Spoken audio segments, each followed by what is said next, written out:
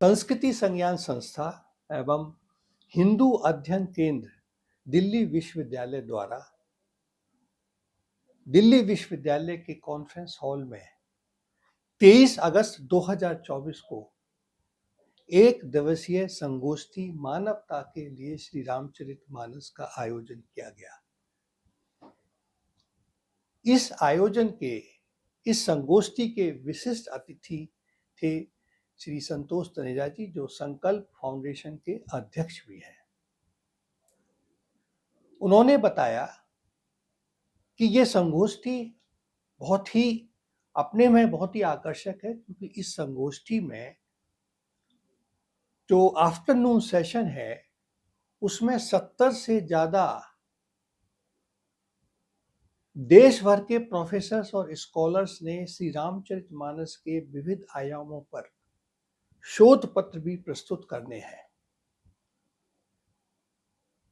उन्होंने ये बताया, कुछ दोहे और चौपाइयों को पढ़कर उन्होंने ये बताया कि किस तरह से श्री रामचरितमानस छात्रों के व्यक्तित्व और चरित्र को निर्माण करके न केवल उनका बल्कि उनके परिवार, समाज और राष्ट्र का सार्वभौमिक विकास में किस तरह से वो योगदान दे सकती है।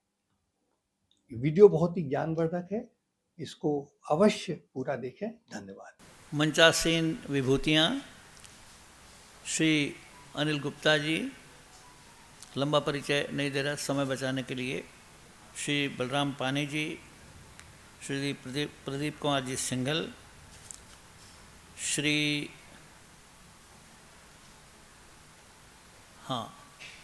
हमारे बलराम पानी जी और श्री ओमनाथ जी। सामने बैठे श्री राजकुमार जी भाटिया, श्री एन के कक्कड़ जी, अन्य भी जो अति वरिष्ठ लोग हैं, उन सब के नाम लेने से समय और अधिक लगेगा।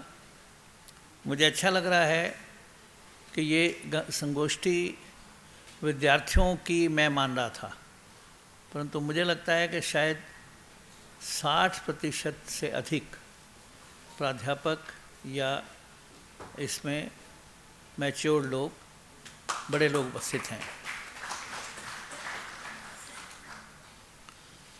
एक मेरी इच्छा ज़रूर बनी कि इतने भव्य चरित्र का हम आज स्मरण करने लगे हैं।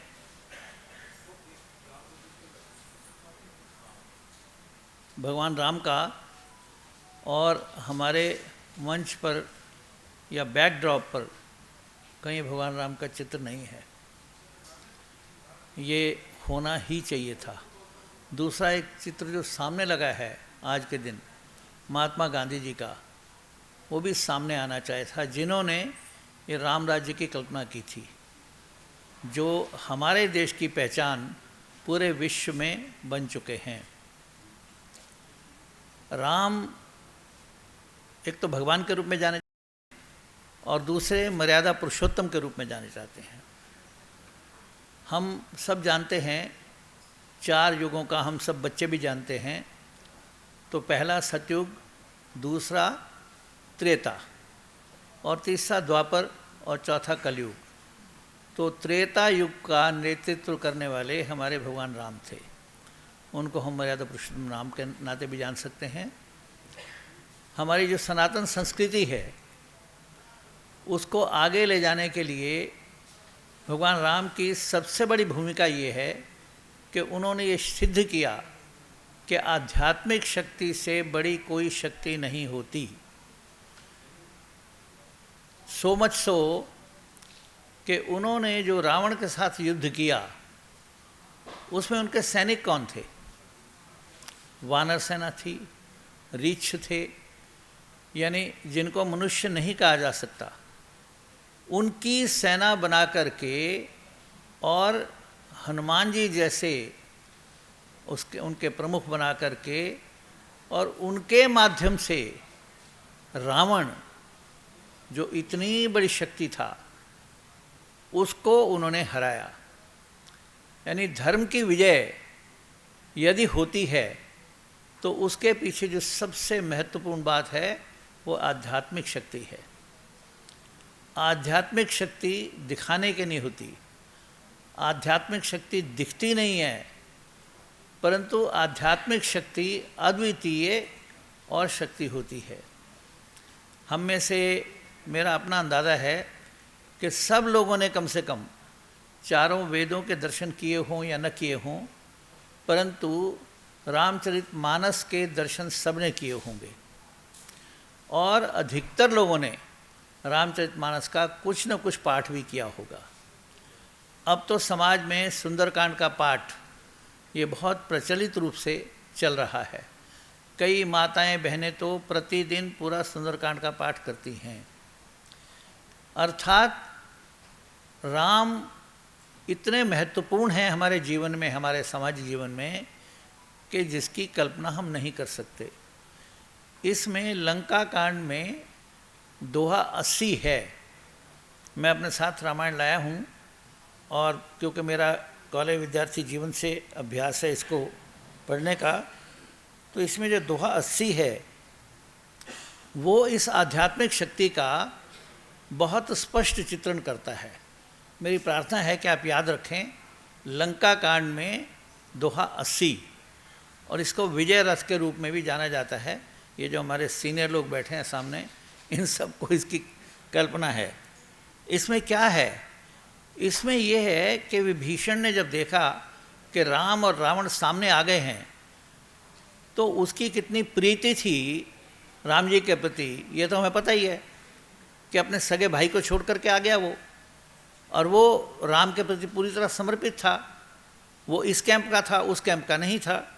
तो उस प्रीति के कारण और उन लोगों के बीच में रहा था वो, उसके कारण उसके मन में एक संशय आया और उसने राम से पूछा कि रावण रथी विरथी रघुवीरा, रघुवीर के पास, राम के पास यानी आपके पास कोई रथ नहीं है और वो इतना बड़ा रथी है।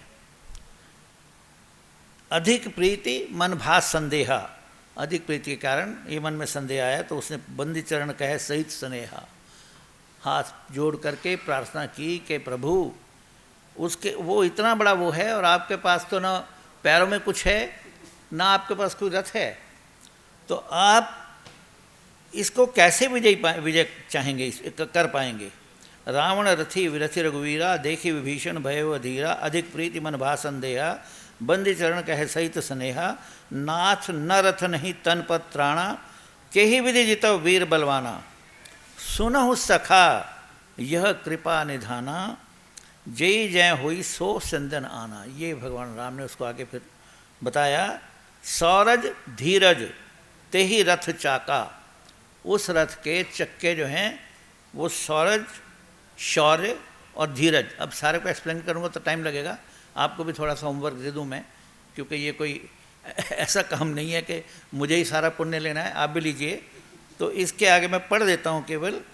नाथ न रथ नहीं तन पद त्राणा, कही विधि जितो वीर बलवाना, सुनो सखा कह कृपा निधाना, जय जय हुई सो चंदन आना, सौरज धीरज तेहि रथ चाका, सत्य शील दृढ़ ध्वजा पताका, बल विवेक दम परहित घोरे घोड़े, क्षमा कृपा समता रजु जोड़े हुए जोरे, ईश भजनु सारथी सुजाना, ईश भजनु सारथी सुजाना। ईश भजन जो है, ईश का जो भजन है वो इसमें सारथी का काम करता है। विरति चर्म संतोष कृपाणा, दान परस बुद्धि शक्ति प्रचंडा, बर विज्ञान कठिन को डंडा, अमल अचल मन त्रोण समाना, सम जम नियमशील मुखिनाना, कवच अभेद विप्र गुरु पूजा, कवच अभेद विप्र गुरु पूजा, ए सम विजय उपाय न दूजा, सखा धर्म में असरथ जाके, जिसके पास ये रथ है, सखा धर्म में असरथ जाके, जीतन कहन कतहु रिपुता के, महा अजय संसार रिपु जीत सकई जो वीर, महा अजय संसार रिपु जीत सकई जो वीर, जाके असरथ होई दृढ़, सुनो सखा मति धीर। ये पूरा का पूरा आध्यात्म उन्होंने इस छोटे से श्लोक में जो 80 श्लोक का पहला का भाग है, अब इसको भी मैं एक्सप्लेन करना ज़रूरी नहीं समझता। तो मेरा कहने का ये, तो मैंने एक श्लोक की चौपाइयाँ आपके सामने पढ़ी हैं, और ध्यानपूर्वक पढ़ने वाले, इसको पूरे को स्मरण रखने वाले आज देश में असंख्य लाखों नहीं करोड़ों लोग हैं जिनको पूरी ये रामचरितमानस याद है। अब इसको मैं यहाँ पर इस विषय को इसलिए भी लाया हूँ कि मेरा डॉक्टर प्रदीप कुमार जी से जो परिचय आया वो इस कारण से आया कि इन्होंने जो हमारे अर्चक हैं मंदिरों में, जो हमारे ब्राह्मण हैं जो मंदिरों में काम करते हैं, उनमें जागृति और उनमें ज्ञान, और वो समाज का मार्गदर्शन कर सकें, ये एक बहुत बड़ा प्रयास इन्होंने शुरू किया है। सैकड़ों इन्होंने ऐसे लोगों में कार्यक्रम किए हैं और उनको इसी ओर प्रवृत्त कर रहे हैं कि आपको रामचरितमानस ठीक प्रकार से समझना चाहिए, सनातन संस्कृति को ठीक प्रकार से समझना चाहिए। लोग आते हैं, माथा टेकते हैं, सबसे छोटा सिक्का चढ़ाते हैं और चले जाते हैं, तो इससे सब कुछ होने वाला नहीं है। आप यदि ठीक प्रकार का मार्गदर्शन कर पाएंगे, ठीक प्रकार की प्रेरणा दे पाएंगे, ये एक और बड़ा कार्य ये डॉक्टर प्रदीप कुमार जी सिंगल कर रहे हैं। मैं चाहता हूँ आप इनका अभिवादन करें सब।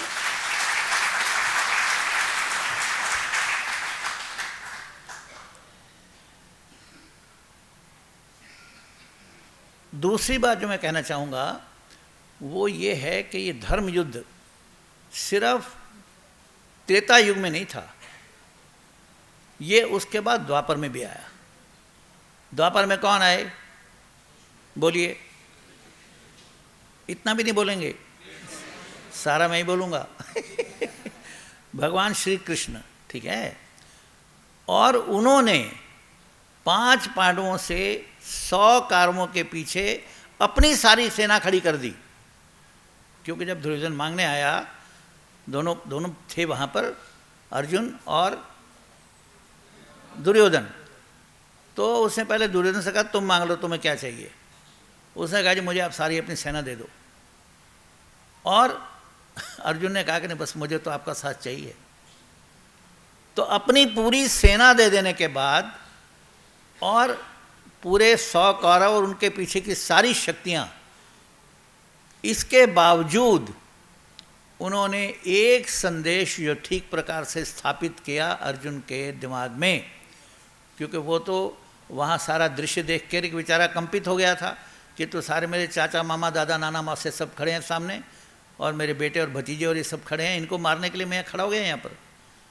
उस भ्रम में से निकालने के लिए, और कर्तव्य और कर्म ये इन सब से ऊपर है, इस बात को उन्होंने गीता के 700 श्लोकों में स्थापित किया है, ये आप सब लोगों को पता है। और जब ये उसके मन में स्थापित कर दिया उन्होंने, तो इतने बड़े युद्ध को पांडवों ने जीत लिया।